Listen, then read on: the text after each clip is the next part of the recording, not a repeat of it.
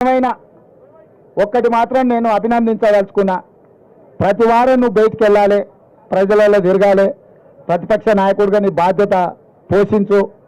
మా ప్రభుత్వం ప్రతిపక్షాలను గొంతు నొక్కాలని అనుకోదు. ప్రజా సమస్యలు మీరు మా దృష్టికి తీసుకొస్తే సహేతుకమైన వాటిని మా ప్రభుత్వం బేసిజాలకు పోకుండా పరిష్కరిస్తుంది.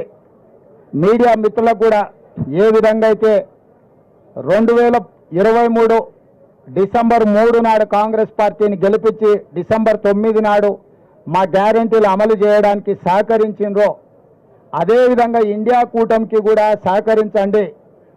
జూన్ 4 తారీఖు నాడు ఫలితాలు, జూన్ 9 తారీఖు నాడు ఢిల్లీ రామ్లీలా మైదానంలో ప్రమాణ స్వీకారానికి మీరందరూ రావాలి. ఎర్రకోట మీద ఇండియా కూటమి 3 రంగుల జెండాను ఎగరేస్తాము.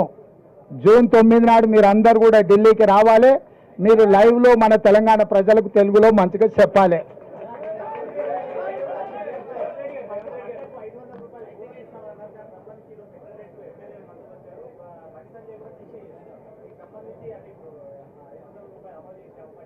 ఇప్పుడు జూన్ 4 తారీఖు వరకు ఎన్నికల కోడ్ ఉంది. పరిపాలననే ఎన్నికల అధికారుల చేతుల్లో ఉంది. మెయిన్ సెక్రటేరియట్ పోవాలన్నా అనుమతి తీసుకోవాలి. ఇప్పుడు కొత్త అనుమతులు ఇవ్వడానికి ఏదైనా ఉందా? ఎన్నికలైన ఎమ్మెల్సీ ఎన్నికలు మహబూబ్నగర్లోనే ఓట్ల లెక్కింపును కూడా జూన్ 2కు వాయిదా వేసి ఇవాళ ఓట్ల లెక్కింపు ఉండే. ఇప్పుడు పూర్తిగా పరిపాలన కేంద్ర ఎన్నికల సంఘం చేతిలోకి వెళ్ళిపోయింది.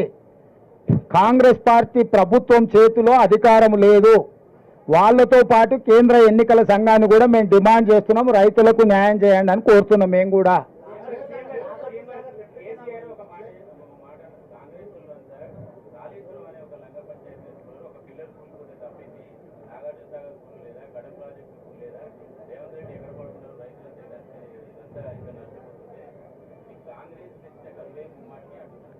రేవంత్ రెడ్డి ఎక్కడ వాడుకోలే. రేవంత్ రెడ్డి వాళ్ళ ఇంట్లోనే వాడుకుంటుండు, ప్రతిపక్షంలో ఎక్కడ వాడుకుంటూ ఇప్పుడు అక్కడనే వాడుకుంటుండు.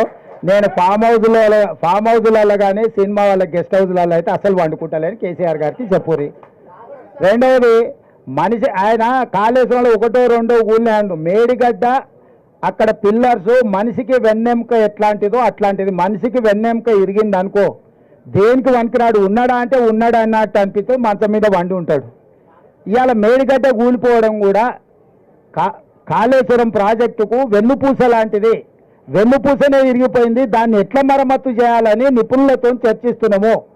నీలాక దివాలా సంసారము దివాలా తీసిన విధానాలతో ముందుకు వెళ్ళదలుచుకోలేదు.